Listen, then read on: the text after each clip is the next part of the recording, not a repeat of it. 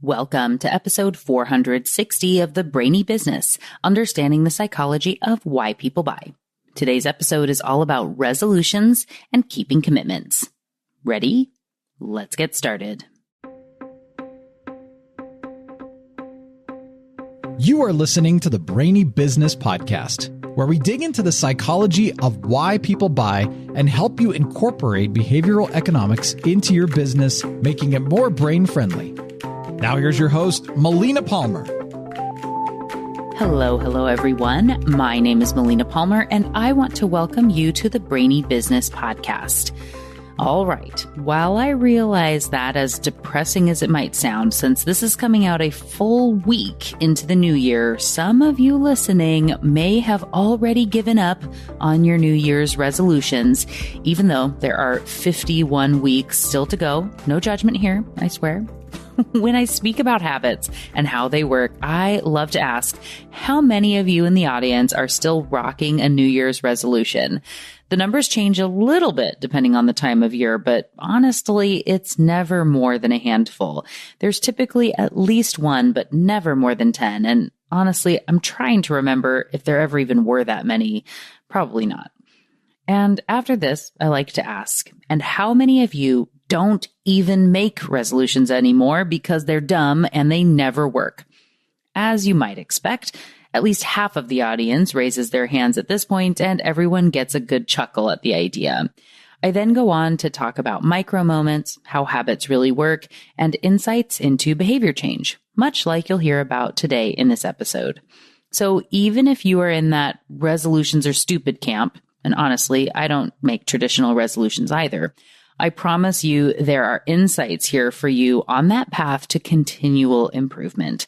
As you listen, whether it's when this refreshed episode, which originally aired back in 2019, so if you're listening in January of 2025 or any other time, I encourage you to think about yourself 6 months or a year from now. If you're living your best life then, what are some of the characteristics of that life? What might you do today, one small habit at a time, to be living that way then and getting as close to it today as you can? Don't forget, links for my top related past episodes and books are waiting for you in the show notes for this episode, which are found within the app you're listening to and at thebrainybusiness.com/460. All right, let's talk about resolutions and keeping commitments. What do you think about resolutions? Do you like them? Love them? Hate them? Personally, I've never been a big fan of resolutions. Don't get me wrong. I'm all about change and new beginnings. I love projects and opportunities to grow, but sweeping declarations that don't stick have never really been my jam. I've never enjoyed investing time in things that will fail, and resolutions don't have a great track record for lasting change. Why is that?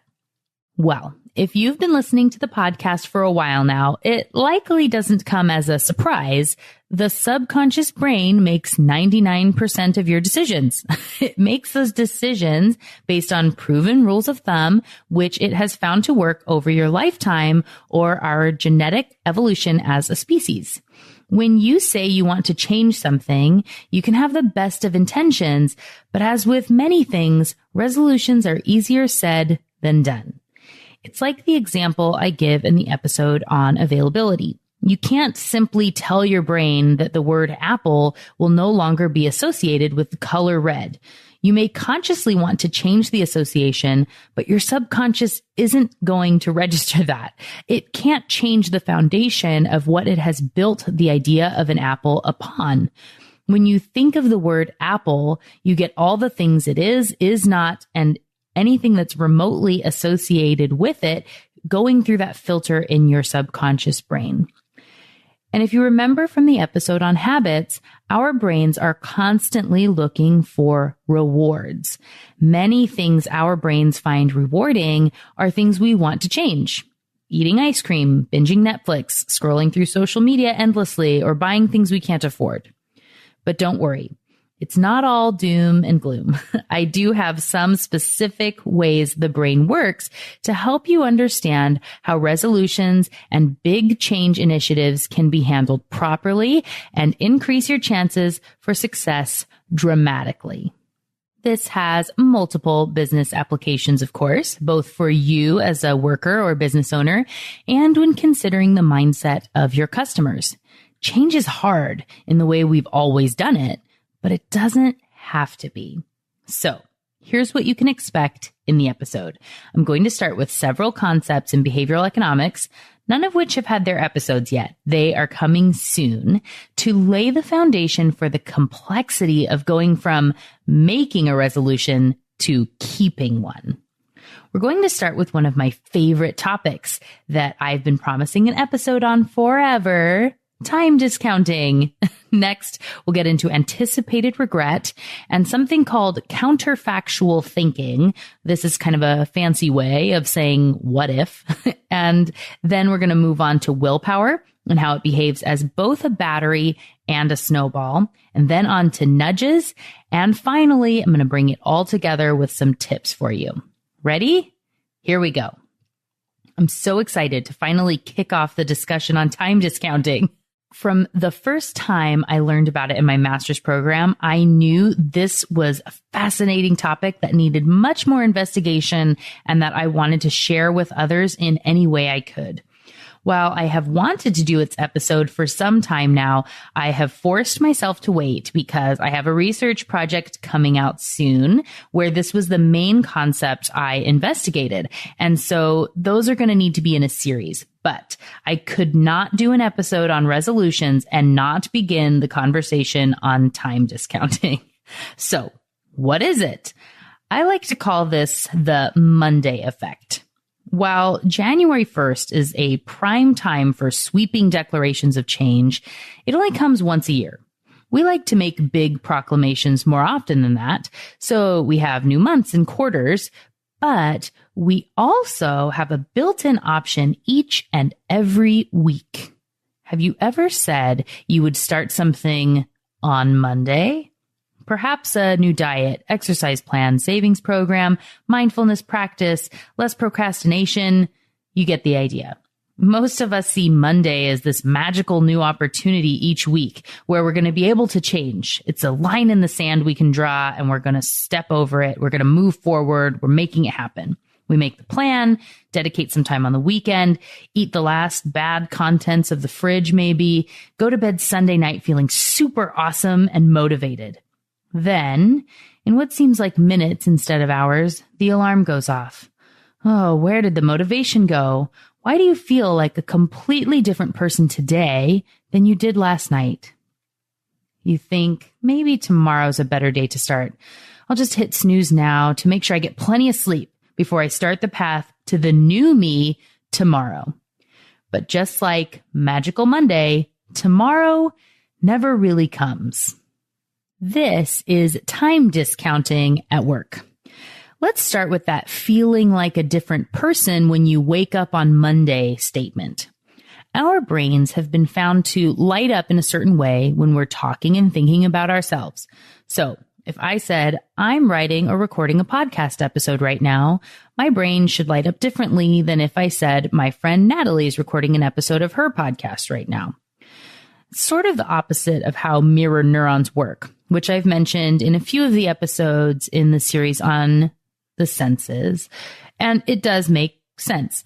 In general, we should know and think about ourselves differently than other people, even though we can relate and learn from them through mirror neurons.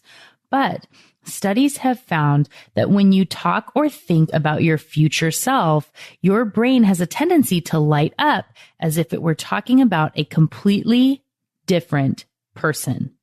That means future Melina, whom I am committing to eat better, procrastinate less, and do the Stairmaster, is actually a different person than me as far as my brain is concerned. And it's really easy to commit someone else to do things, right? I can commit other people to climb Mount Everest or do an Ironman without blinking an eye. And future me is in that same camp. The problem comes when I wake up on Monday and it's time to face the music. Oh, you mean I need to do that stuff? Your brain asks. And it makes an excuse to delay another day and push that back on future Melina. Unfortunately, future Melina isn't really a person that can take anything on, but she'd be awesome if she could, right? This time discounting conundrum compounds with overconfidence and optimism to make a perfect storm for our inability to change.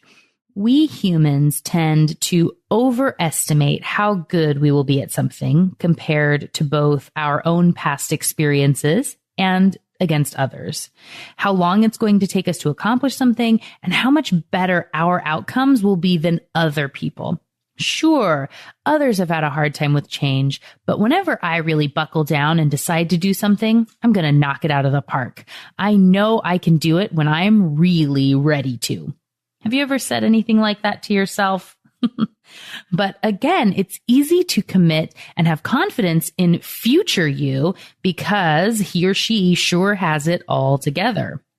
So, how can you combat time discounting? Studies have shown that making your future self real to you so that you see yourself in the commitment can make a huge difference. For example, in one study, people who were trying to save money for retirement were found to save twice as much when shown a picture of themselves aged by a few decades. It's pretty amazing when you think about it. Something as simple as showing a person a picture of what they could look like in 20 or 30 years means they saved double over those who did not see a digital rendering. So, what can you learn and apply from this when it comes to resolutions? Trying to bring your future self into your current picture is important when it comes to change or resolutions. Here are some tips to combat time discounting. When you're making the commitments, ask yourself if the plan is realistic. Think about this in terms of yourself right now and don't wait for Monday to come. If you're going to start exercising, do something small right now to make it more real. If in business, you're going to commit yourself to making 20 cold calls a week, do some today. Make your current self really understand what it's committing to.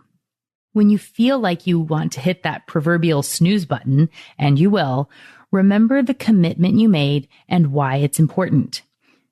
Skipping the chai tea latte means I get to go spend the money on a Hawaiian vacation and look good in a swimsuit when we go.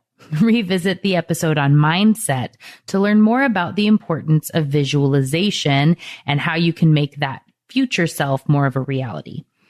Lastly, remember the episode on habits when I talked about the simple change of phrase that makes a huge difference. I don't versus I can't. When making your commitment, make it something you can turn into an I don't statement. I don't skip workouts, or I don't miss my weekly call quota, or I don't drink chai tea lattes on weekdays.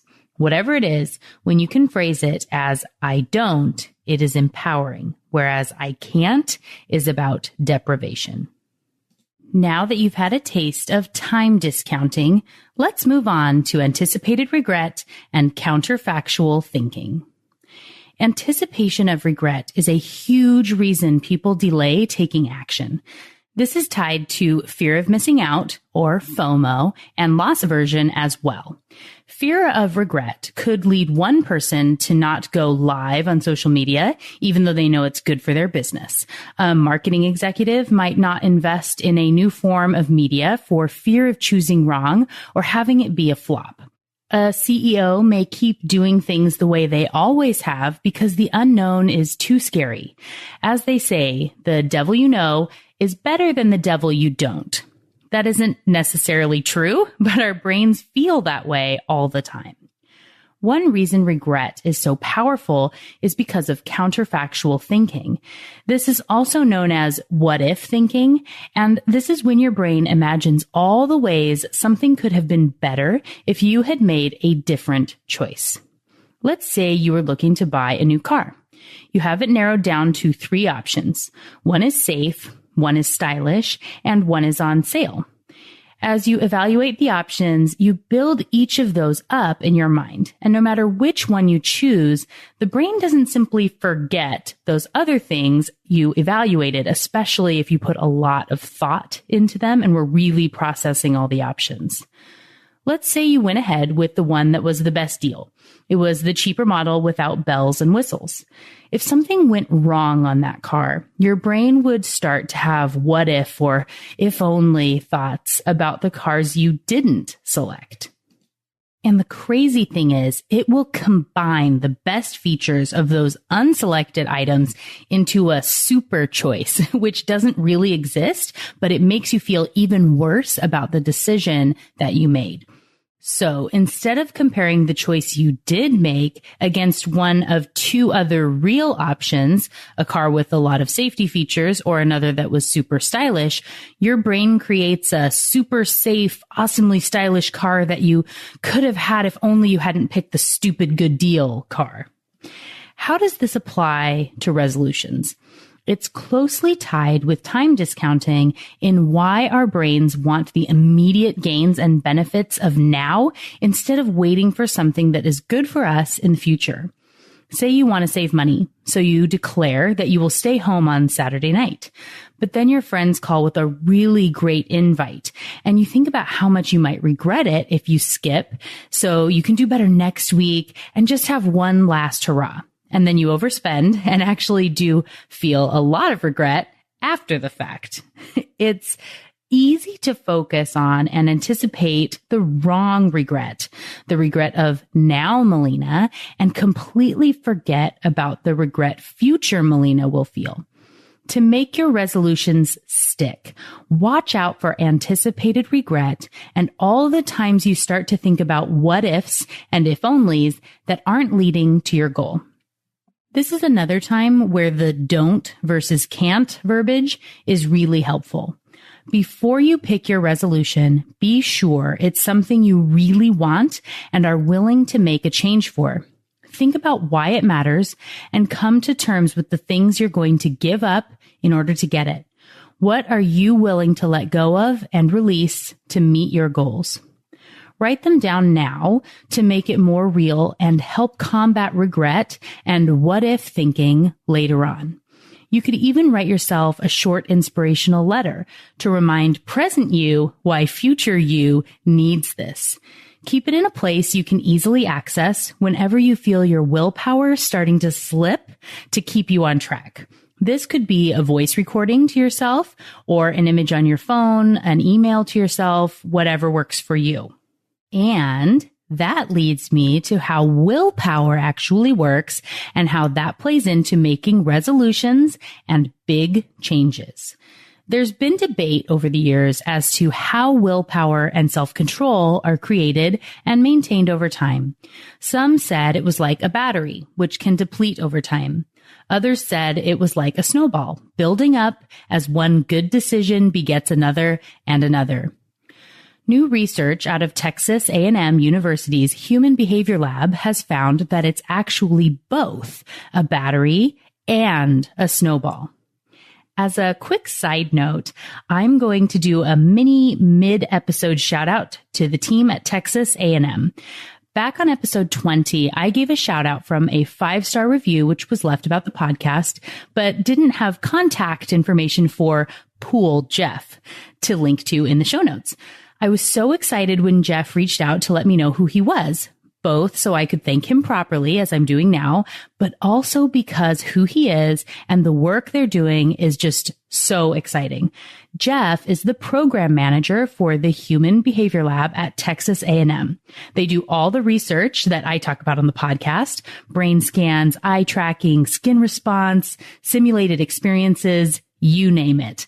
They have recently launched the largest human behavior lab in the world, and I can't wait to see what comes out of their research in 2019 and beyond. And I get to see it firsthand because they have invited me for a visit. I'm flying to Texas next week, as of the time that this airs, to check out the lab and look forward to sharing it with you on the podcast and social media in future episodes. Thanks again, Jeff. I can't wait to meet you, Dr. Palma, and the rest of the team in person next week. All right. Back to willpower, self-control, and the battery versus snowball debate.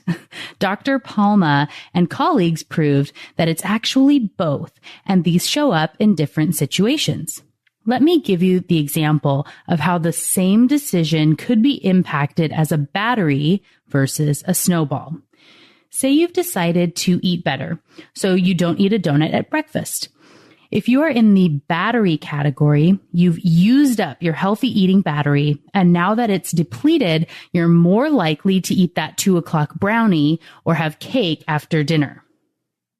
In the snowball scenario, when you skip the donut at breakfast, you've made one small choice that then keeps you making better decisions throughout the day.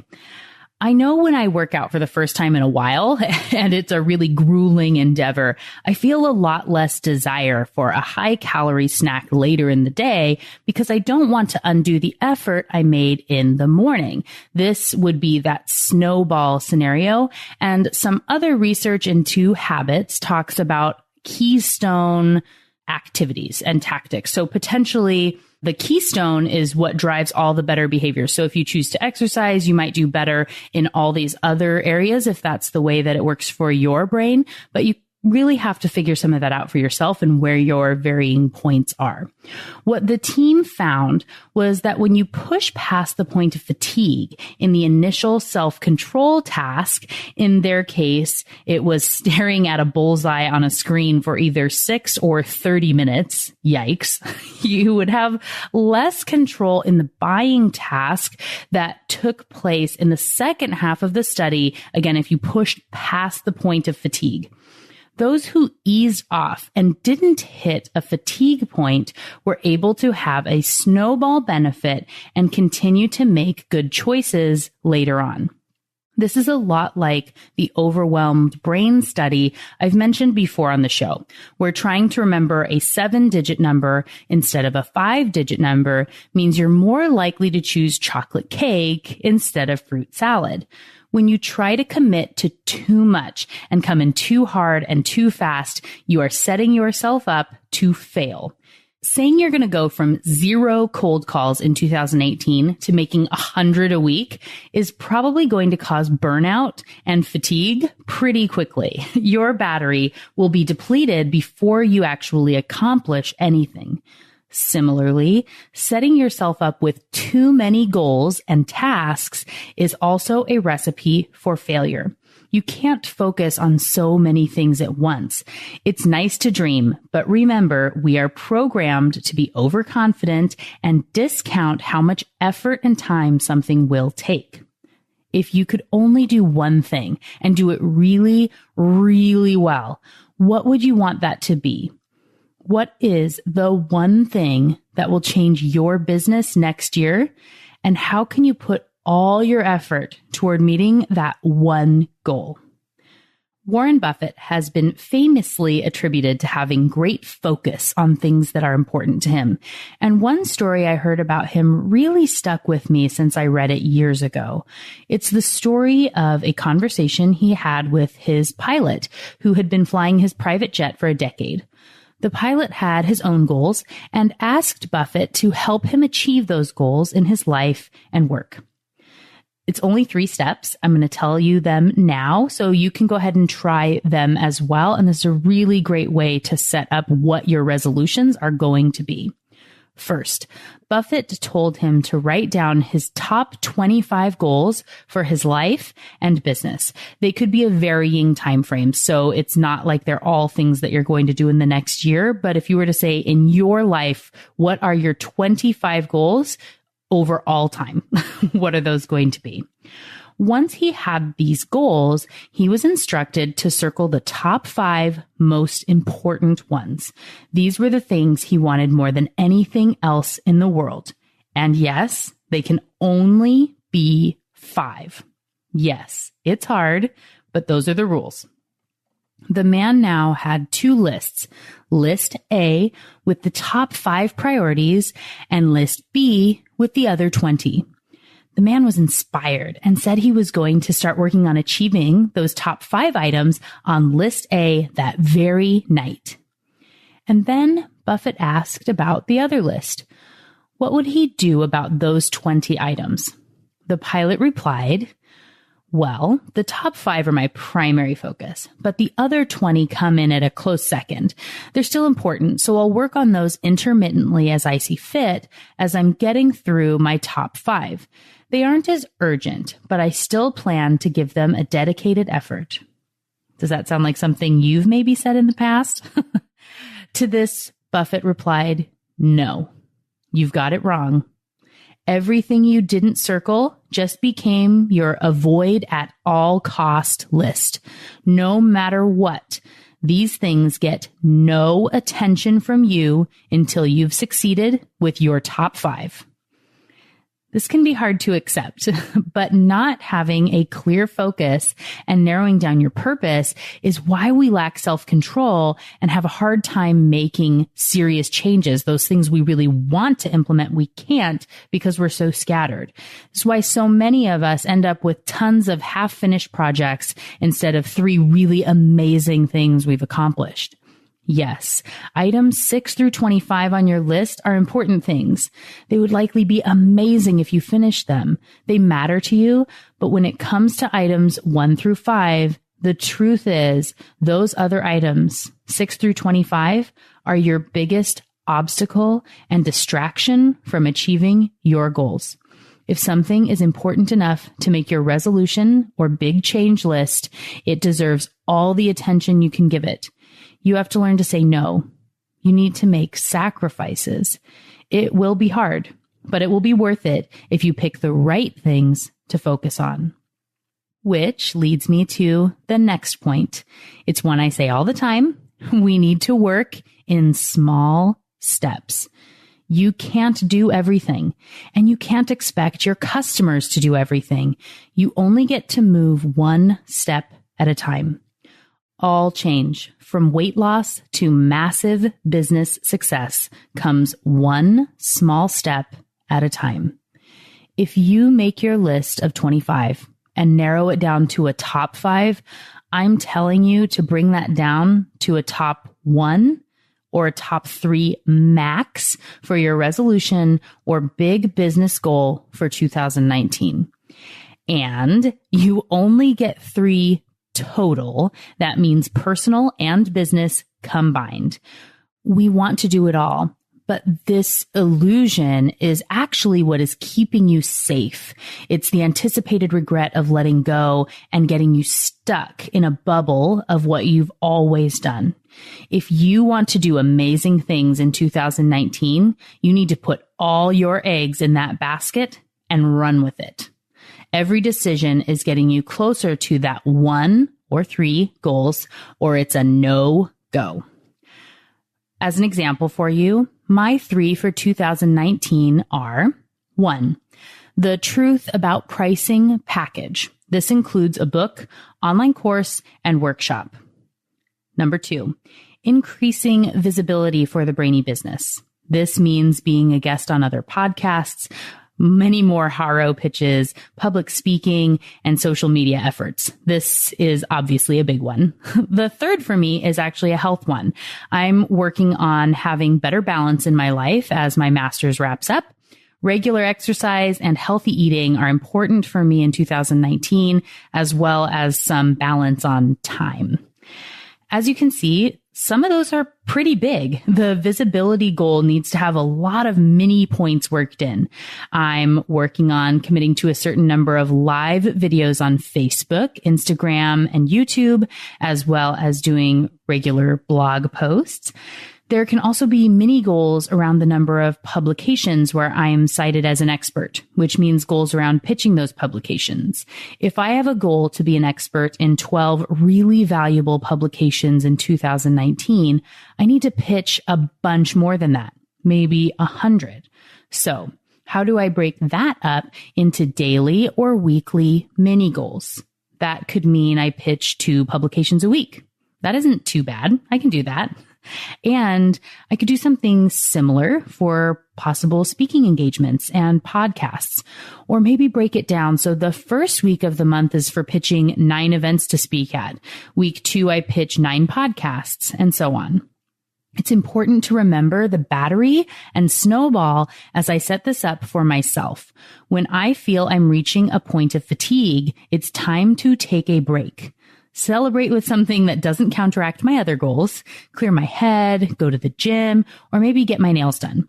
I can use my time timer. Side note, if you don't have one of these, they're super awesome visual time trackers. I have a little one on my desk. So I can use my time timer to make little bits of progress and not procrastinate on the things that seem less than appealing to current Melina.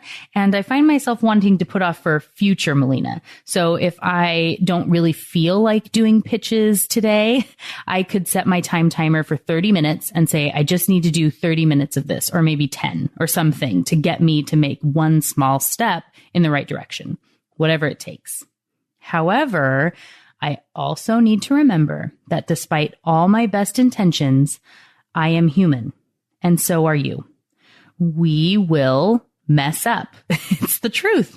You will not have a flawless path. There's trial and error. You may expect a snowball and get a battery. Expecting this error is one of the key points in the phrase of nudges, which is an acronym, and the brainchild of Nobel Prize winner Richard Thaler, and it's featured in his book, Nudge. There will be a whole series on nudges and choice architecture. And right now, I'm only going to talk about the E in nudges, which is to expect error. Expecting error is why the car dings at you when you forget to put on your seatbelt, or why you need to take your card out of the ATM before your cash is dispensed. Even when we have the best of intentions, when we get overwhelmed and that battery gets depleted, or we're focusing on something else, we forget. We mess up. We will make an error somewhere, but it doesn't have to melt the whole snowball. If you expect that you're going to fail on your path, try and think about it now. What are the most likely spots you could slip up? Make a list of all the spots where you might be likely to slip up for those top 3 goals you've set, your 2019 resolutions. For me, I travel a lot, and I know that this is a time when I'm likely to skip exercise and not eat as well. So, what can I do now while I'm motivated to put in place a nudge for myself when I hit that point and I'm traveling? Maybe packing protein bars, or researching walking paths at my destination, or building in time on the schedule for exercise before or after my meeting or presentation. It could be points where you know you will be swayed or diverted by the 20 items on your avoid at all costs list. If you spend a lot of time at networking events but never follow up, limit the number of events you attend. Knowing it may mean cutting out some you really like attending but aren't right for your business. And schedule in time for follow-ups. Set goals before you go for how many connections you're going to make. Maybe it's just one really solid lead, or maybe it's 5. And then know how you're going to follow up with them and what it is doing to get you to your final goals. And if it's not, you have to cut it out. I know it's hard, but you have to. You have to if you want to be successful and have your resolution stick. The last item on the path to keeping resolutions is the way I end every show, newsletter, and email I send. Be thoughtful. This is an intentional statement, and I of course like the play on words with BE in B standing for behavioral economics, but thoughtful, intentional, strategic focus is necessary for success in business and in life. You've probably heard what gets measured gets done, or sees success, or gets improved, or gets managed. If you focus on something and everyone else knows it's important to you, if it's the thing you live and breathe and are 100% of the time, you will move forward. And all those little things that pop up that used to be thoughtless, those rules the brain uses that can be used to your advantage when they are on your conscious focus. For the same reason you start seeing green cars everywhere right after you buy a green car, it's getting brought to your conscious awareness, but there's only so much it can handle. Think about those 5 extra digits. So that's why you need to limit your focus and think about the small steps you can take to be thoughtful about this one thing or 3. I've talked about resolutions and big changes as they apply to you and your business. I've told you about the concepts at play that you want to be aware of and the ways you can overcome them to be successful in 2019. But don't forget about your customers. They're subject to all these same pitfalls, and it's more frequent than just January 1st. If you're a nutritionist, how can you help your clients at the time they need it most if you expect the error? Can you send an encouraging text at 1:45 if you know they often slip and eat a sugary snack at 2 o'clock? My friend Emmy Perez of Blissfully Healthy is a coach for women to help them overcome emotional eating. She's structured her YouTube channel so her weekly encouraging video comes out Thursday mid-evening, a time she knows from experience is difficult and error-filled for emotional eaters.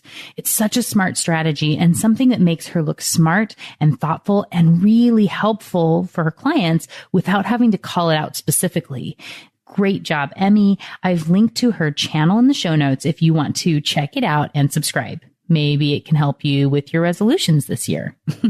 And another example here, if you are selling an aspirational product or service, and it doesn't have to be health and diet related, it could be encouraging people to save more. It could be if you're a coach in business or a change agent. There are tons of different ways that this comes into play. For you, consider, how does time discounting or anticipated regret play in to your customer's mindset and ability to take advantage of what you're offering? How can you help your customers have more realistic goals that they can achieve and feel good about? And if you can figure out where they're likely to experience an error, what can you do just before that to nudge them back onto the right path? They'll thank you for it. If you have a lead magnet, does it speak to the goals people are going to be focusing on throughout the year and give them an immediate win to make it more about current them instead of future them? Consider the way the brain actually works when forming your strategies to meet your goals. It makes change a lot easier. So, what got your brain buzzing as you learned about resolutions, habits, and keeping commitments today? For me, this is a fun episode to look back on since it was originally recorded so early in the podcast's life. It was episode 29 when it first aired. That first big milestone of a new year, about 6 months into the show. It really is amazing to reflect back and realize how much has changed in that time and how much is still the same. When I realized this is the 7th New Year's episode of the show, it's kind of mind-boggling. I had to count it out a couple times to prove to myself it was real. One of my favorite episodes from those first 6 New Year's conversations was when I had Cassie Holmes and Ayelet Fishback on together to talk about making it the best year you've had. Cassie is the author of Happier Hour, and she focuses on happiness research. Ayelet's book is called Get It Done, and her work is in motivation science. It was such a fun conversation to look at goals and achievement and motivation and happiness, things that are so relevant at the new year from these 2 different angles. One of the things that has always stuck with me from my conversations with Ayelet is when she said, "You don't want to be the person who did something. You want to be the one who is doing something." She also talks about how years have a very long middle. And if you aren't careful, having too long of a timeline and too big of a goal can keep you from achieving what you want. It really ties in with what I talked about on the episode today of understanding habits and micro moments, of not trying to do too many things at once and not letting them be too big and vague.